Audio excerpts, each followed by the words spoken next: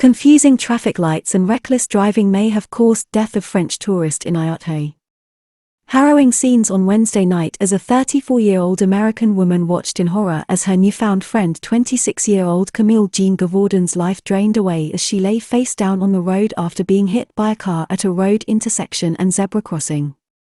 Police are planning to reinterrogate the 42-year-old driver of a white Toyota car who, it is reported, failed to offer assistance to the dying woman at the scene in the immediate aftermath of the tragedy despite an apology to her family.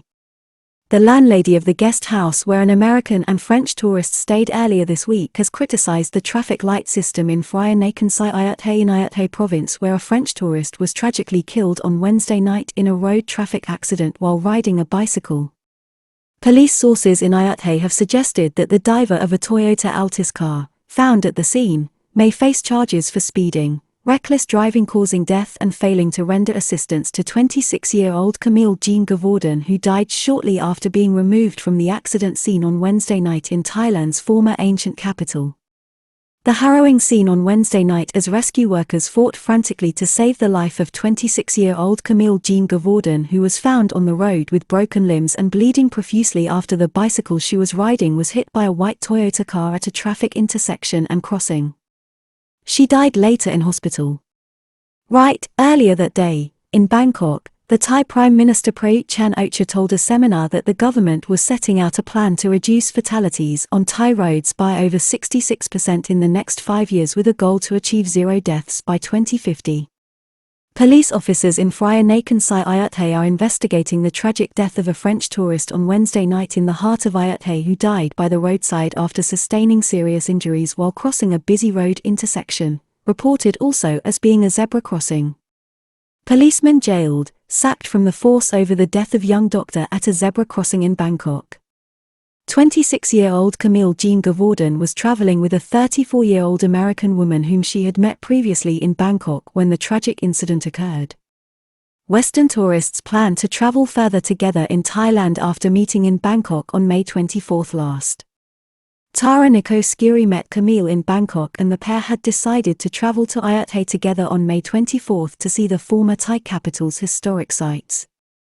Ms. Tara told reporters they had rented bicycles in the old city the day before and were staying at a local guest house. They were returning to it after dinner when disaster struck.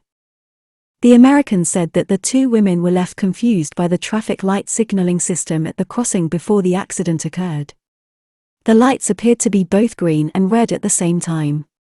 26-year-old woman left lying face down with broken limbs and was bleeding profusely according to the police officer investigating the case in Ayutthaya. As the two women crossed the intersection on bicycles, coming as traffic from the left-hand side, a white Toyota car, an Altis model, hit Ms. Camille's bicycle at speed leaving her lying flat on the road with broken limbs and bleeding profusely.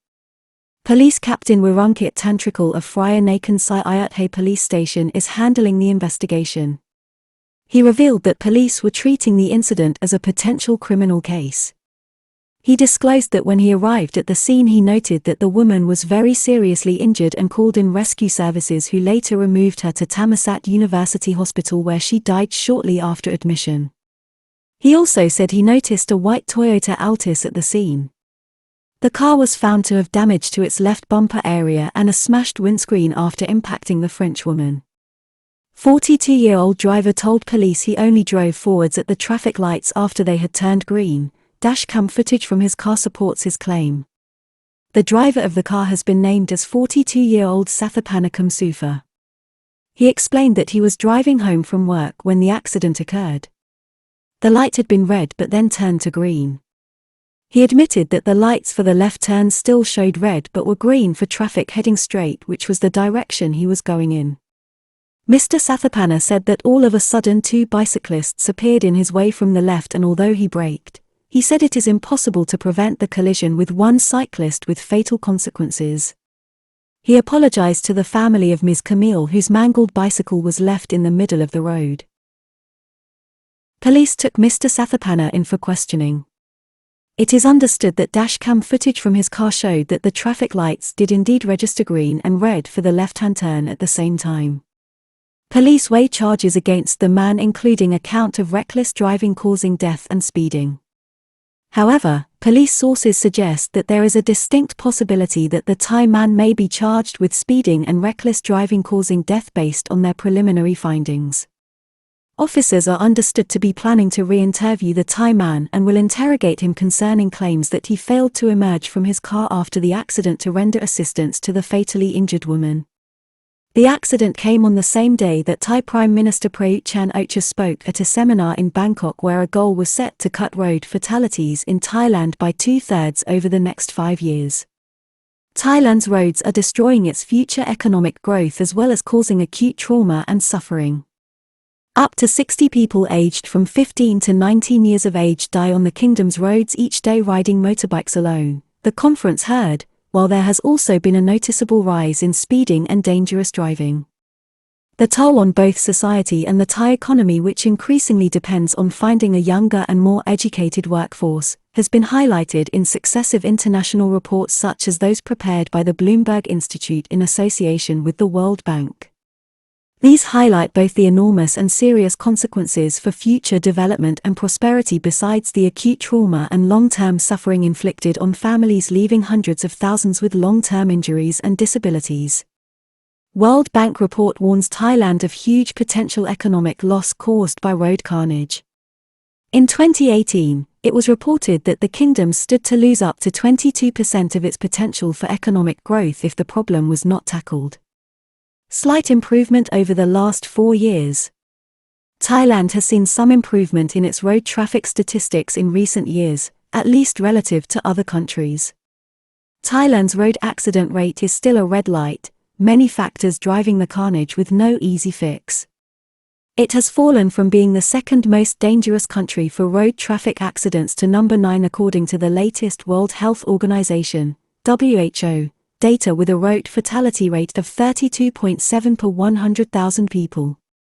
In 2018, it was 36.2, just behind the score for war-torn Libya. PM sets target of 0 lives lost in Thailand by 2050 with a 2/3 reduction in fatalities by 2027. On Wednesday, before disaster struck in Ayutthaya, General Prayut was telling his audience in Bangkok about the kingdom's long-term target of eliminating all road traffic fatalities by 2050 based on the Vision Zero model implemented in Sweden during the 1990s.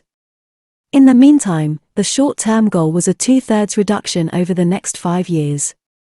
However, the Prime Minister, who has had 8 years of experience in running the country, has already felt the heat of public opinion when moves are made to ramp up regulation and road traffic standards by controlling driving licenses and imposing financial penalties on errant drivers, acknowledged the truth of this problem.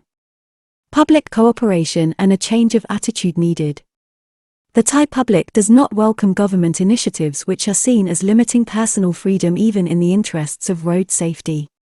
On Wednesday, the PM alluded to tackling this resistance as the key to solving the problem. He said it would require a renewed spirit of cooperation from the Thai people, which police agencies and officials have indicated over the past decade is lacking, to solve the problem. I ordered that the law must be strictly enforced against traffic offenders. But I would have liked to seek people's cooperation first, General Prayut explained. I can't criticize people, but I can remind them. Guesthouse landlady where the 2 foreign tourists were staying rushed to the scene and blamed the city's confusing traffic light system for the tragedy. At the harrowing scene, last Wednesday night, onlookers were busy taking photos of the aftermath of the fatal accident while the American woman, the fatally injured woman's cycling companion, looked on in a state of shock and tears. Her landlady at the local guest house rushed to the scene after hearing that one of her guests had been killed. The landlady was scathing about the traffic light system, which she felt had been a contributory factor to the accident, and called for measures to make such crossings more easily understood by foreigners visiting Thailand. She said it was shocking that a person should have to take their life in their hands depending on conflicting light signals. It is understood that the 2 women had been planning on continuing their journey in Thailand by visiting Chiang Mai in the north before disaster struck.